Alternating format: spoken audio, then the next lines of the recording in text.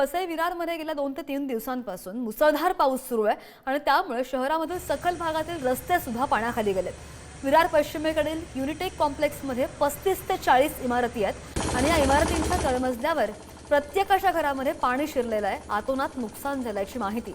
सध्या पाऊस कमी असला तरी या सोसायटीमधलं पाणी जाण्याचं नाव घेत नाहीये, कारण सोसायटीमधील रस्ते सखल असून बाहेरच्या रस्त्यांची उंची वाढवल्यामुळे हे पाणी जात नसल्याचा आरोप नागरिक करतात। महापालिकेकडून त्यांच्याकडून घरपट्टी वसूल केली जाते, मात्र सुविधांच्या नावाने बोंबाबोंब असल्याचं नागरिकांचं म्हणणं आहे।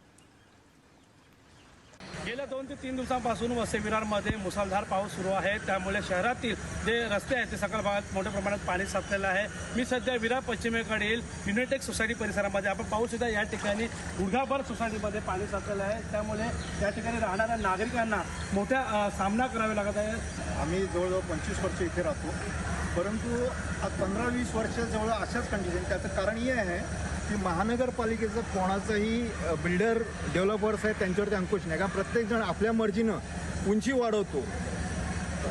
नगर रचना अशी पाहिजे की सगळ्यांना समान उंची ठेवली तर पाण्याचा निचरा होईल आणि पाणी उतरून जाईल। आज जवळजवळ 3 दिवस झाले मी स्वतः ग्राउंड फ्लोअर राहतो। मला माहीत आहे माझ्या घरचं फर्निचर, जे कपडे वगैरे सर्व पाण्याखाली आहेत। 3 दिवसानंतर आज फर्स्ट टाइम मी आज बाहेर निघालो। गुडघ्याभर पाण्यामध्ये आम्ही रात्रभर झोपायला व्यवस्था नाही आहे, ना खायची व्यवस्था आहे, काय नाही, एवढा त्रास होत आहे। कृपया मी सर्वांना नम्र आमदार साहेबांना पण विनंती करतो की साहेब या ठिकाणी तुम्ही येऊन बघा। विपुल पाटील, पुढारी न्यूज, विरार।